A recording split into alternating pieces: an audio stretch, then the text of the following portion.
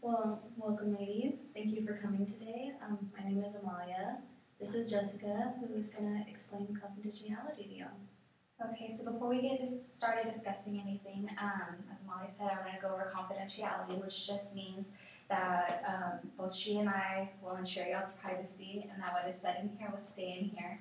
However, there are some limits to this, one of which being if we perceive that you are in danger of harming yourself or others, we will have to seek outside help just to ensure everyone's safety. As well, if we perceive that a child or vulnerable adult is at risk of neglect or abuse, we also have to seek the authorities just to make sure everybody's safe. And lastly, Amalia and I can ensure that everything that is said in here will stay in here between us. However, because this is a group setting, we can't ensure that y'all will not say things to other people. However, we hope that we have enough respect for one another that what is said in here will stay here and not reach other people. Do y'all have any questions about that? No. Okay. So if you'd like to introduce yourself and maybe what brought y'all in today. My name is Jennifer. I don't want to be here with you, and I really don't like her. I've heard that she's been flirting with my boyfriend, and I just don't understand why he would even do that with her. She's so stupid. She's taking remedial classes, I hear. Okay. Thank you for sharing. Anna, and apparently Jennifer has an issue with me because she heard that whatever, her boyfriend or my boyfriend or whoever's boyfriend, I can't even keep up with it at this point. But she's lucky that all I did was try to attack her over this because it's ridiculous. Okay, before we move any further, I think it's important that we establish a few rules. I can see that some emotions are flaring up. So if we can both agree that when one person's talking, the other person will cut the other person off, that way we can all have a chance in saying what we want to say. And also, I think it'd be beneficial if we did a name call. That way we can kind of get to what the root of the problem is and how we can fix that. How does that sound to you?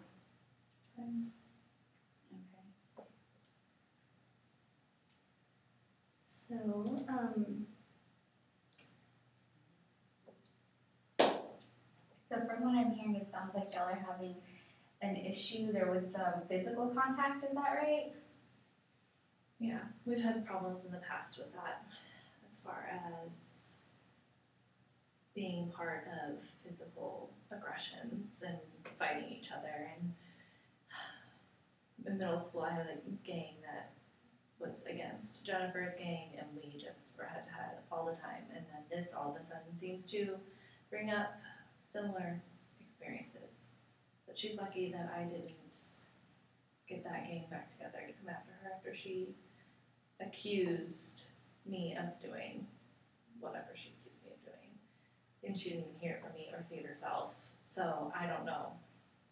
Okay, so from what I'm hearing, it kind of sounds like y'all have an issue about communication, that there's some messages that are being told to both of y'all, but not directly to one another. I know she didn't. She's always been a jerk. And I know the person who told me, she's a really trusting person. I know she's telling the truth. I don't believe her. But you didn't see it with your own eyes. It doesn't matter. You've never been a good friend.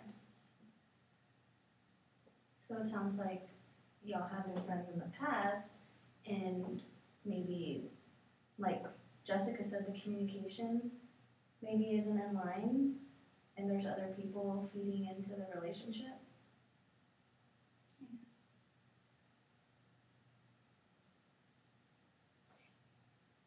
You look very angry right now. Can you tell me about that? I'm so upset that I have to be here with her. I hate seeing her and spending time with her. I can't believe that she did that. So from what it sounds like y'all have had issues in the past, how did y'all fix those issues and continue on with your friendship? Well, we had basically this exact issue before in middle school, only without the boys, because people were telling us, just basically talking trash about each other to, like delivering messages, like saying that Jennifer had said something about how trashy I was, and then it would spark a conflict. And so when we had this issue before, we just decided to take ownership of it, and if we had an issue, we would talk to each other, but apparently that went out the window the second that this boyfriend got involved, and Jennifer thinks that that's more important than our friendship was, even though we had tried to fix this in the past. I mean, I wanna talk to her about it, and I want us to resolve it like we have before, but it just sounds like something that she would do. And I know that she's done stuff like that before, so it's crossing the line, I think. Sounds like you don't have a lot of trust in Anna. But you have before? I mean, things used to be good, we used to be friends, and then we got into that argument before, and it went downhill from there. Occasionally, we could talk about stuff, but it's just really hard to be friends again. Can you tell me about the times where y'all have been able to communicate effectively? When we talk stuff through calmly, and we don't let our friends get involved, and it usually goes well, but, I don't know, it's been hard lately to do that with her. And it helps when we talk about things that are like positive or fun that we have done together, because we have had some good times, but there have obviously been rough times. But Have y'all tried doing that this time? Talking about kind of what y'all's friendship is, away from all the drama. Can we take turns right now? Maybe saying one thing the other person likes about the other person? Yes. I like your sense of humor. I like that we're able to do things outside of school and laugh and have fun and it not be difficult. How do you feel to do that? I felt better knowing that she doesn't have these bad feelings towards me, because she could be mean sometimes. So it's good to hear her say some positive things about me. How do you feel for you? Good. I know that she's feeling bad about this whole situation, which didn't even happen, but to know that she can still find something positive is reassuring. Sounds like y'all have a good friendship for the most part, and that y'all can enjoy each other's company outside of even school. It's just when other people get involved, it gets complicated. It's just hard to know who to trust. Sometimes I think you said, sometimes I don't know if I could trust Anna either. So in the past, how have you developed trust in others? I think it's a lot about talking to them about stuff and kind of understanding their side of the story has helped.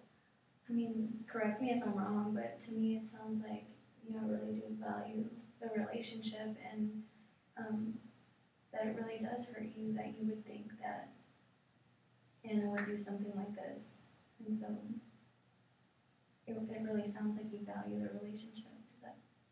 Does that sound right to you? Yeah, I mean, I miss her and I like talking to her and being able to spend time with her, so it was just hard to hear that from one of my friends. And in the past, we've been able to ignore it. I mean, we're freshmen now and we have this conflict in 8th grade and we haven't had any issues since that, but it was like this was a tipping point apparently for whatever reason. So what are y'all's hopes for each other? Do you see each other in each other's future? I do. I mean, we've been through so much together. Why let the situation with the boy interfere when it wasn't even an issue? Okay, thank you for sharing. I mean, hearing her say that makes me want to pursue the relationship because I really didn't know that that's how she felt about it. So the issue when you first came in was about you not trusting her and hearing from other people that she was flirting with your boyfriend, is that it? Yeah. And so now hearing what she said so far, what are your thoughts about this issue? I mean, I kind of see gossip happening, and I remember that we do have a good friendship, and there are ups and downs, but I'm starting to see that I can trust you. So I feel a little better about it. Okay.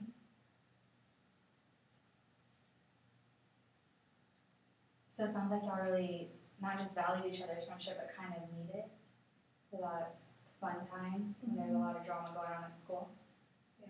I mean, we've always been able to, well, not always, but we've been able to move past it if we can just sit down and talk about it calmly instead of like wanting to knock your teeth out.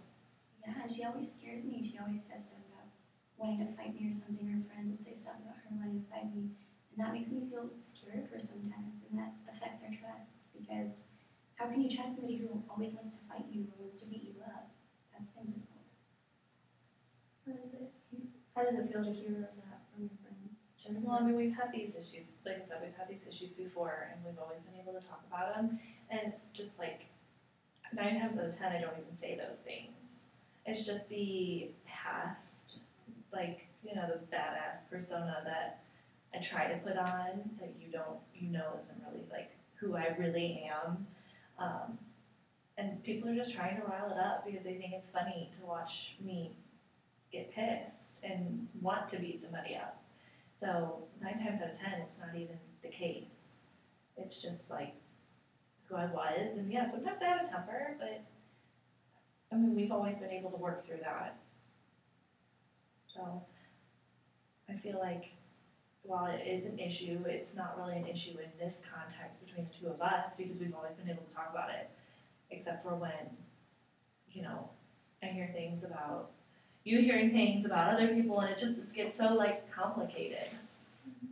But why would you tell your friends to tell me they're going to beat me up then? I know that you wouldn't do that, but why would you tell people to do that? I don't tell people that. They're telling you something that I don't say.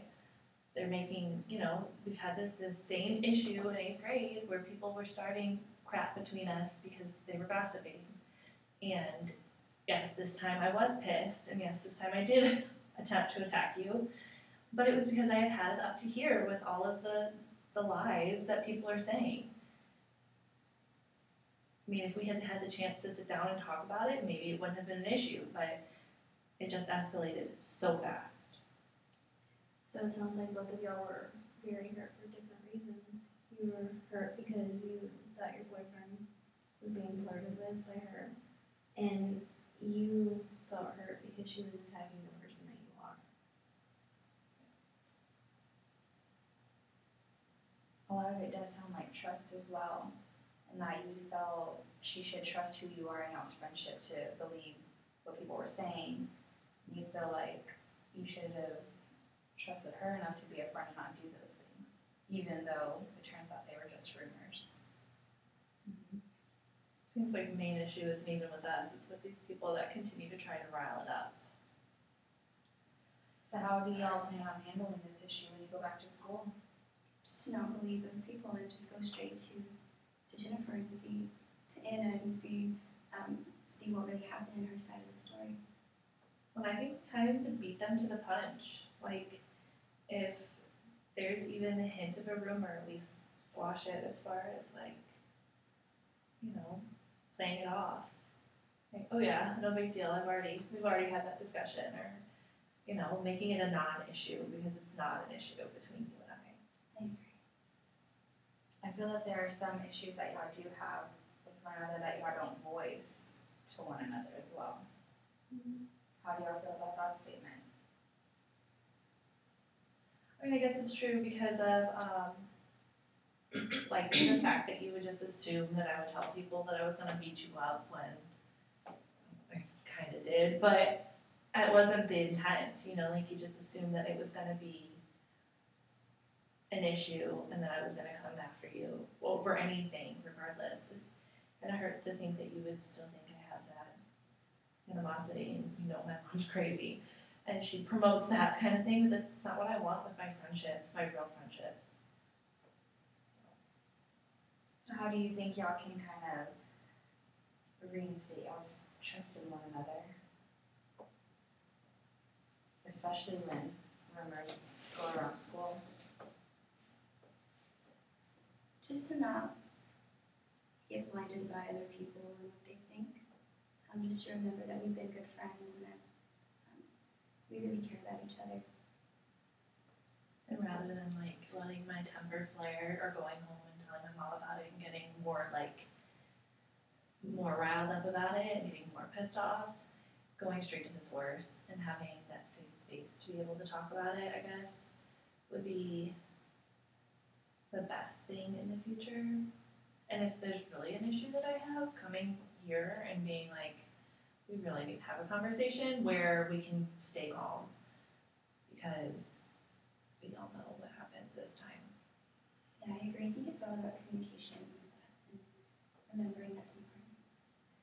So, okay, so if y'all were to go to sleep tonight, and as you were sleeping, a miracle happened, only you didn't know the miracle had happened because you were asleep, how would y'all's relationship be different? We wouldn't be affected by our good friends. We would just remember that we're good friends and just not to be swayed by other people. How would you know that y'all weren't swayed by other people or not let other people affect you?